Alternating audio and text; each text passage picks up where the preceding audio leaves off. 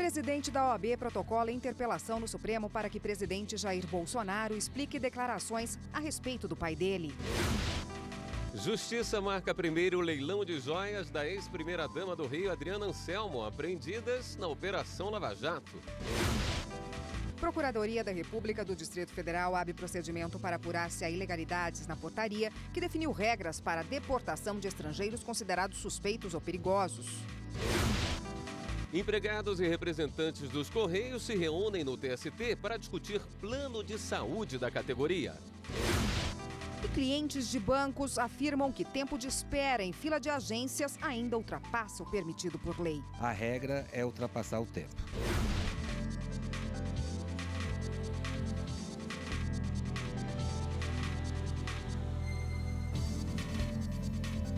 Olá, boa noite. Boa noite para você.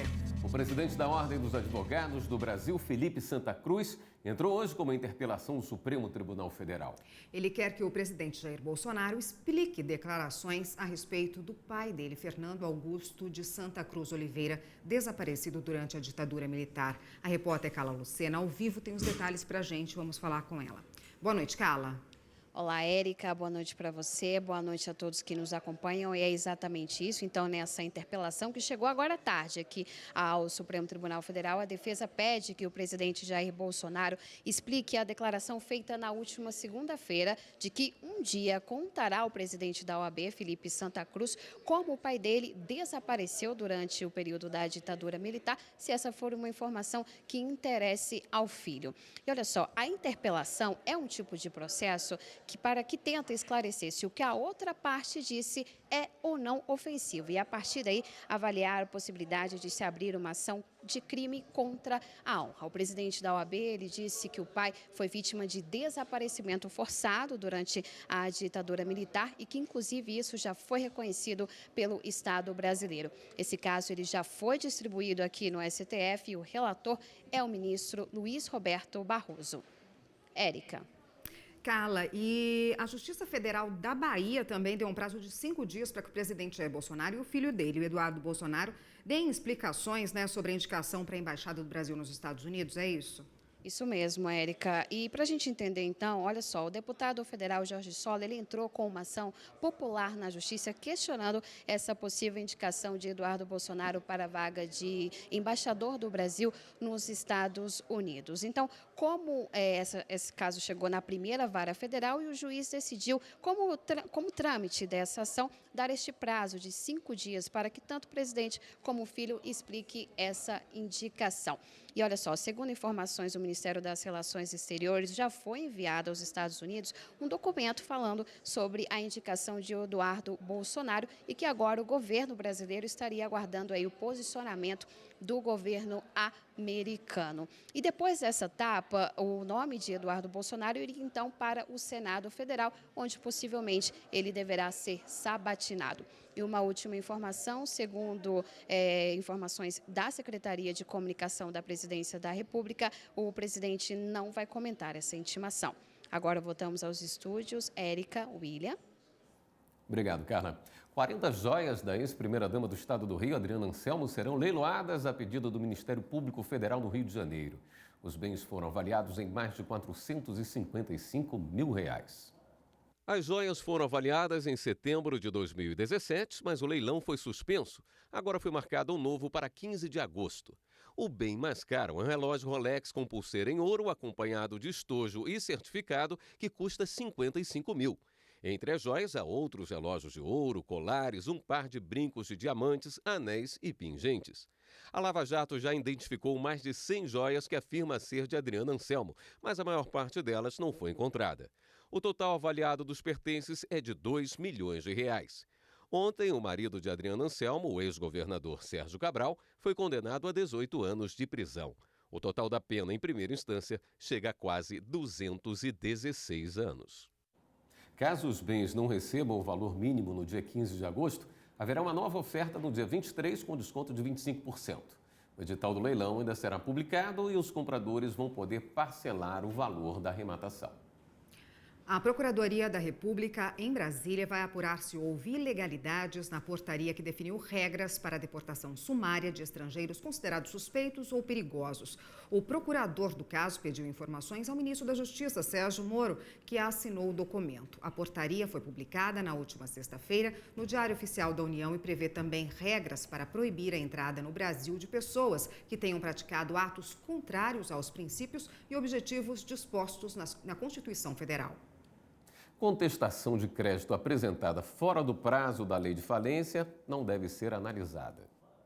No decorrer do processo de recuperação judicial de uma sociedade, a impugnação de crédito fora do prazo previsto não deve ser analisada pelo juízo responsável por julgar a ação. O entendimento da terceira turma do Superior Tribunal de Justiça foi de que esse período já teria sido legalmente estipulado pelo legislador.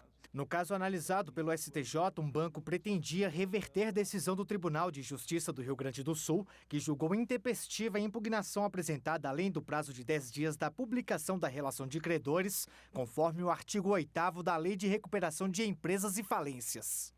No recurso especial ao STJ, o banco alegou que o artigo 7º da Lei de Falência prevê o prazo de 15 dias para a habilitação de crédito não constante da lista, defendendo a tese de que deve ser acolhida a impugnação de crédito apresentada. Em voto seguido pela maioria da terceira turma, a ministra Nancy Andrighi destacou que a norma do artigo 8º contém regras de aplicação cogente, que revela sem margem para dúvida acerca de seu alcance a opção legislativa a incidir na hipótese concreta. A ministra pontuou que trata-se de prazo peremptório específico, estipulado expressamente na lei de regência.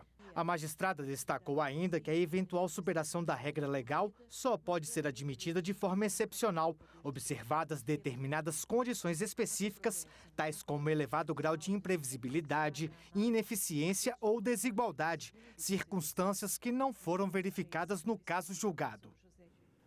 A sessão do Supremo amanhã, 1º de agosto, abre o semestre judiciário. Até dezembro estão previstas 41 sessões. E para falar sobre essa sessão de amanhã, está aqui a consultora jurídica da TV Justiça, Karina Zucolotto. Boa noite, Karina. Boa noite, Érica. Oi, Karina. Olá, William. Sessão prevista para amanhã a partir das 2 horas da tarde, temas bem variados, pautados para essa tarde. Você destacaria algum? Sim, eu destacaria 2 dos vários, são 12 processos, mas com temas que prometem ter julgamentos conjuntos. Um deles, tratam-se de 4 ações diretas de inconstitucionalidade que deve ser submetida ao plenário para referendar uma medida cautelar que foi deferida pelo relator, ministro Luiz Roberto Barroso, e que trata de uma medida provisória de 2019 que, segundo a alegação nessas ações diretas de inconstitucionalidade, teria passado por cima de uma decisão já do Poder Legislativo rejeitando o tema, mas que teria implementado a transferência da competência da FUNAI para o Ministério da Agricultura para a demarcação de terras indígenas. Um tema bastante delicado que deve ser um dos temas discutidos amanhã no plenário do Supremo Tribunal Federal. E por que o plenário deve se manifestar nesse caso? Trata-se de um referendo na medida cautelar e a Constituição determina, de acordo com a que a gente chama de cláusula de reserva de plenário, que a suspensão, ainda que temporária ou definitiva, de uma lei, dos efeitos de uma norma, ela só pode acontecer no Supremo Tribunal Federal se 6 ministros concordarem com essa suspensão. Daí, o referendo na medida cautelar dessas 4 ações diretas de inconstitucionalidade. E um outro tema que pode ser retomado amanhã no plenário trata-se de um recurso extraordinário envolvendo um tema estabilidade de servidores públicos. Nesse caso específico, trata-se de um ex-funcionário da empresa Fundação Padre Anchieta, de São Paulo, que teria sido contratado em 1981. Em 95 ele se aposentou, continuou trabalhando e em 2005 foi dispensado sem justa causa. Nessa dispensa sem justa causa, ele ingressa com a reclamação trabalhista alegando ter o direito à chamada estabilidade prevista no artigo 19 do ADCT da Constituição. O que diz o artigo 19 do ADCT? Todos aqueles servidores da União, estados, municípios, Distrito Federal ou da administração pública que na data da promulgação da Constituição já contavam com 5 anos contínuos daquela atividade, seriam considerados estáveis. E ele buscava, portanto, essa estabilidade, já que a sua dispensa aconteceu depois de 2005 e ele já tinha esses 5 anos.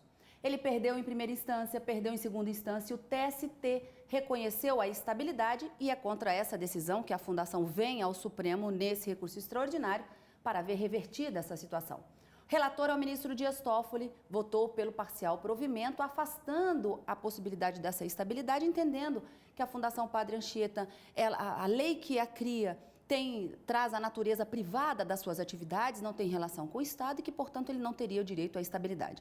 Caso seja apregoado, deve ser retomado com o voto vista da ministra Rosa Weber.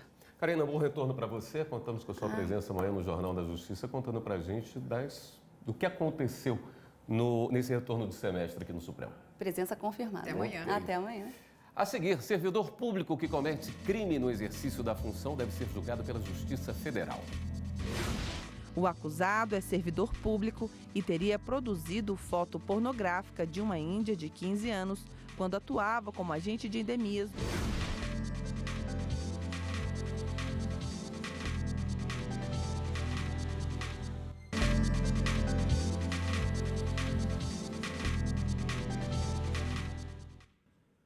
Representantes dos Correios e dos empregados da empresa se reuniram hoje no Tribunal Superior do Trabalho para discutir a proposta envolvendo o plano de saúde da categoria. E quem tem os detalhes para a gente dessa reunião é a repórter Luana Carvalho. Boa noite, Luana. Boa noite, Érica. Boa noite a todos. A conciliação foi mediada pelo vice-presidente do TST, ministro Renato de Lacerda Paiva. Após conversar com os representantes da empresa e dos empregados, o ministro avaliou ser necessário mais tempo para apresentar uma proposta de acordo completa a respeito do plano de saúde. Como a vigência do atual acordo coletivo de trabalho termina amanhã, o vice-presidente do TST propôs que os Correios mantenham vigente o atual acordo por mais um mês, até 31 de agosto. Dessa forma, os pais dos empregados continuam a ter acesso ao plano de saúde para atendimentos de urgência e emergência, assim como aqueles que já estão em tratamento continuam a ser atendidos. Em contrapartida, o ministro pediu que os trabalhadores se comprometam a não realizar movimento grevista até o fim de agosto. A proposta feita hoje à tarde aqui no TST será levada para a deliberação da categoria em assembleia. Volto com vocês no estúdio, William, Érica. Obrigado, Ana. Em Mato Grosso, depois da solicitação online, agora também é possível receber certidões de primeira instância por e-mail, economizando tempo, recursos públicos e levando comodidade ao cidadão. Imagine não precisar mais sair de casa, enfrentar trânsito, filas, gastar combustível e ter a comodidade de receber um documento oficial com um clique, onde você estiver. O Poder Judiciário de Mato Grosso traz uma grande novidade para o cidadão com a implantação do sistema de expedição de certidão online das centrais de distribuição de primeira instância. O que isso significa na prática?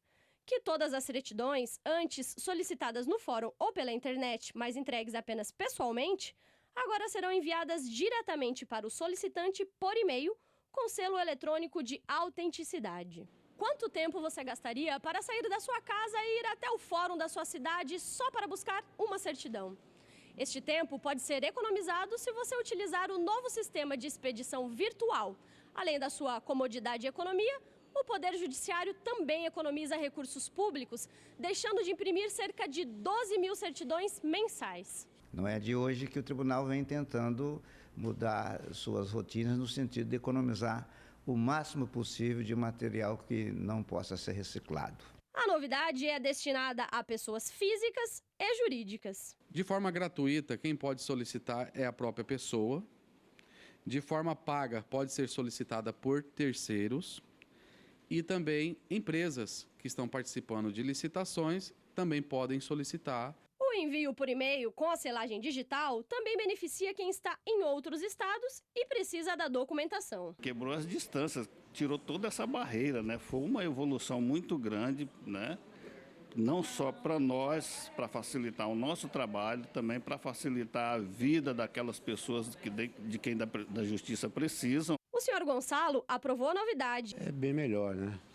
Você, em vez de perder tempo, você ganha tempo, né? E você, na comunidade, você está em casa, tranquilo, emitindo certidão através do computador.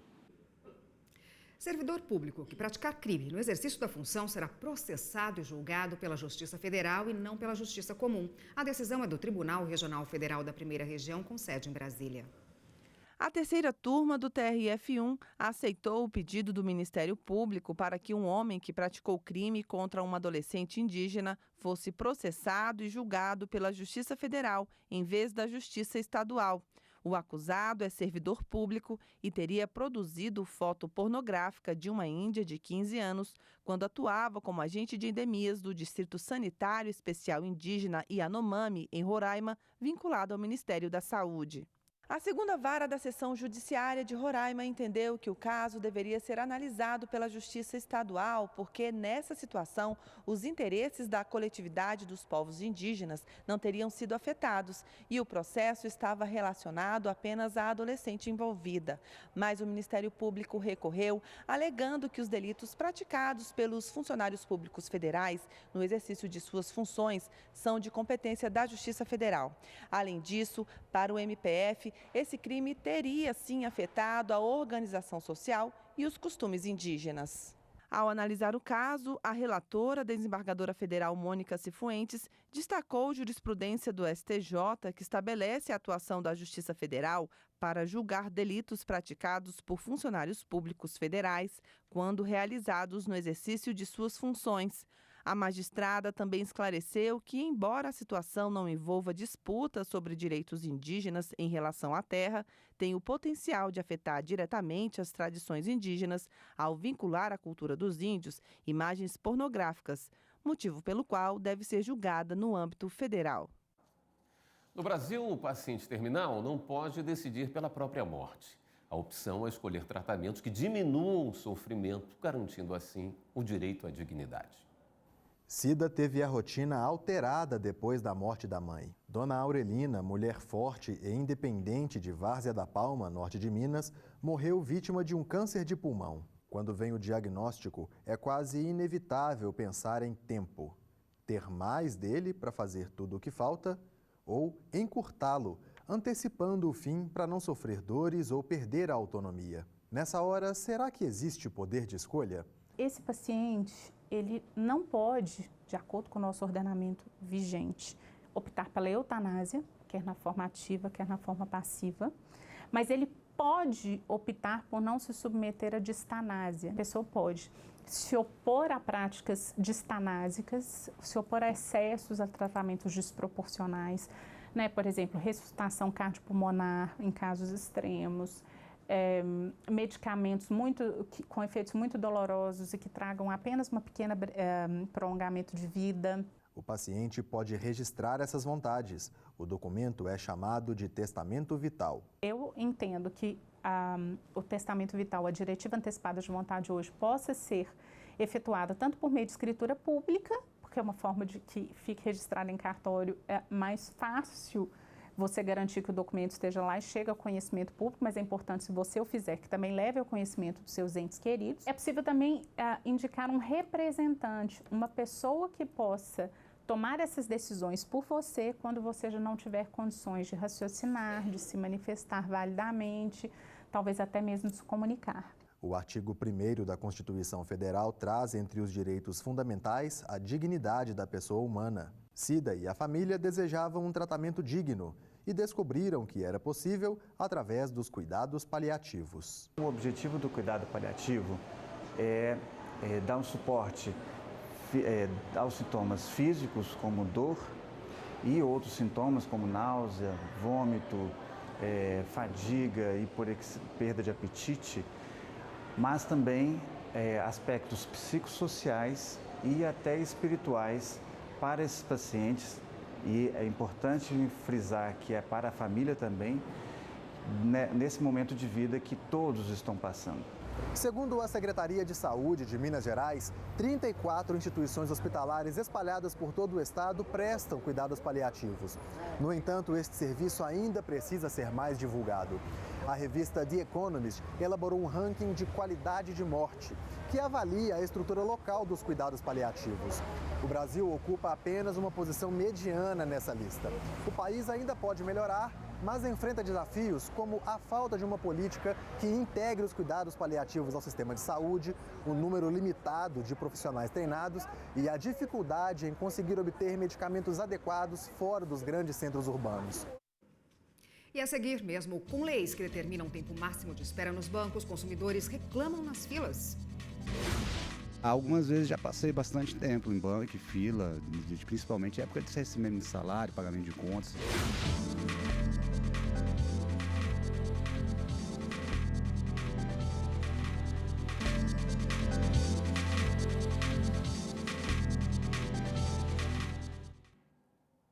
Apesar de existir leis que determinam o atendimento rápido em bancos, é grande o número de consumidores que reclamam do tempo de espera em filas. Muita gente tenta evitar, mas tem hora que não tem jeito. O cliente tem de ir até uma agência bancária para resolver alguma questão ou fazer um pagamento. E é aí que pode ocorrer o transtorno de ficar muito tempo esperando para ser atendido. Algumas vezes já passei bastante tempo em banco, fila, principalmente época de recebimento de salário, pagamento de contas. A regra é ultrapassar o tempo. É necessidade, tem que ficar, né? Tem que fazer o quê? É o jeito. Em todo o Brasil, os PROCONs sempre registram um alto índice de consumidores insatisfeitos com o tempo de espera na fila de bancos. No Paraná, por exemplo, desde 2014, o índice de reclamações só aumenta.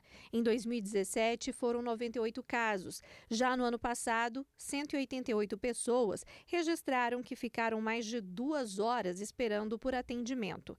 Em Goiás, foram 1.345 reclamações registradas em 2018, o que representa um aumento de mais de 16% se comparado com o ano de 2017, quando foi registrado 1.154 queixas. Alguns clientes alegam que já ficaram até mais de 4 horas esperando para serem atendidos. E com provas, como a senha indicando o tempo exagerado de espera, os consumidores registram o caso no PROCON, mas também recorrem à justiça.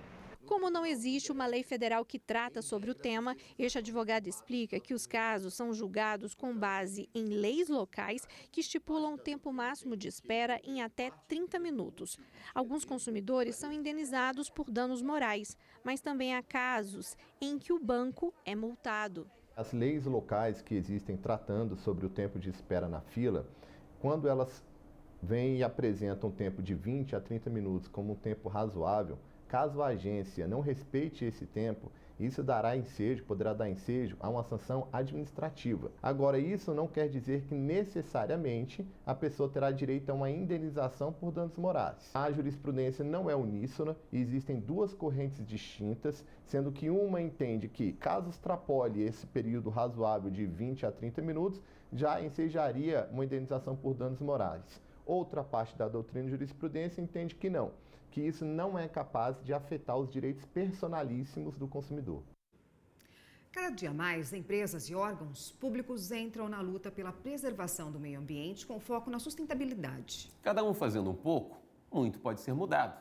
E pensando nisso, o Judiciário Alagoano promove cursos. Dessa vez o tema foi horta caseira. Nada melhor que reduzir gastos na hora de comprar alimentos, não é mesmo? E se além de mais baratos, eles ainda forem orgânicos? Pois é, com um pouquinho de espaço e disposição, é possível planejar uma horta e dispor de verduras, temperos e ervas frescas dentro de casa. É com essa ideia que esse grupo de servidores do Judiciário participou do curso pedagógico Faça Sua Horta, promovido pela Ecoverde. Existe uma ecorrede, que foi celebrada no ano de 2017 entre os 4 tribunais, podemos dizer assim, TRT, TRE, TJ e Justiça Federal, a Seccional de Alagoas. Então, a gente hoje está aqui com servidores do TRE e TJ também, além dos servidores e magistrados e terceirizados do TRT. Com duração de 1h30, o curso passou dicas básicas de manejo de mudas, plantio, condições do solo e colheita. A ideia foi passar um pouco desse trabalho de como é você ter o seu tempero em casa, você usar um tempero fresco, de maneira assim orgânica, sem a utilização de agrotóxicos, os cuidados básicos que a pessoa tem desde a produção da muda até a utilização na culinária, Depois do expediente no Tribunal de Justiça, Tarcísio veio conferir o passo a passo de como fazer para plantar alguns alimentos orgânicos em casa. Um desejo antigo que agora ele espera colocar em prática. Já fiz as minhas 2 mudas aqui, já peguei também algumas de outras plantas que ele disponibilizou e tentar ver se eu consigo em casa fazer elas crescerem e estar produzindo meus alimentos. E se você também tem esse desejo, fique atento a essas dicas para fazer a sua própria horta em casa. A gente sempre recomenda para a pessoa ter sucesso começar realmente com os mais fáceis. O manjericão é uma muito fácil, o coentro é uma outra muito fácil, que a pessoa consegue plantar desde a sementezinha e chegar no ciclo dela rápido. 4 horas de sol direto na planta, não só a claridade. Em geral, o que a gente recomenda é que se ague todo dia, né? A planta, pelo menos aí tem a questão da gente colocar o dedinho na terra ali e saber se a terra está úmida, talvez a planta não vai precisar de água naquele momento. Se está sequinha, molha aquele momento. Agora vamos dar um giro na rede para saber das últimas notícias.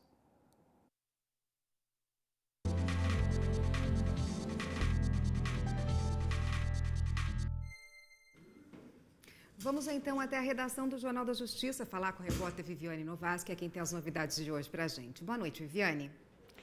Boa noite, Érica. Boa noite, William. Boa noite a todos. Olha, a gente começa o giro com uma notícia da Lava Jato. A Polícia Federal prendeu Dario Messer, conhecido como o doleiro dos doleiros no Brasil. Ele estava foragido há mais de um ano. O doleiro foi preso no fim da tarde no bairro dos Jardins, em São Paulo, na casa de uma amiga. Ele estava com uma identidade falsa e tinha o cabelo pintado de ruivo. Messer controlava uma espécie de banco clandestino de dólar. Segundo a Polícia Federal, ele e outros operadores lavavam dinheiro do esquema de corrupção comandado pelo ex-governador do Rio, Sérgio Cabral. A ministra Rosa Weber arquivou 2 inquéritos contra o presidente do Senado, Davi Alcolumbre. A ministra atendeu ao pedido da Procuradoria-Geral da República, que não viu indícios de irregularidades. Alcolumbre era investigado por crimes eleitorais relacionados à campanha de 2014, como notas fiscais frias, falta de comprovantes bancários e contratação de serviços com data posterior à eleição. Bem, e para encerrar o giro, o INEP, Instituto Nacional de Estudos e Pesquisas Educacionais, deverá pagar uma indenização a um índio que não pôde fazer as provas do Enem. A decisão é do Tribunal Regional Federal da 3ª Região, em São Paulo. A Corte manteve a decisão da primeira instância da Justiça, que condenou o INEP por dano moral. O índio Ostalíbio Benites não pôde fazer as provas porque o documento de identificação não foi aceito pelo Instituto. Ele apresentou a carteira de identidade indígena, que é emitida pela FUNAI. Mas o INEP alegou que o documento não tinha plena validade de acordo com o edital. O valor da indenização é de R$ 9.000. Bem, e o giro fica por aqui. As reportagens do Jornal da Justiça estão todas lá no YouTube. É só você digitar TV Justiça Oficial. Voltamos agora ao estúdio. Obrigada, Viviane. O Jornal da Justiça, segunda edição, fica por aqui. Uma boa noite para você. Fique agora com o programa Direito Sem Fronteiras. Boa noite e amanhã.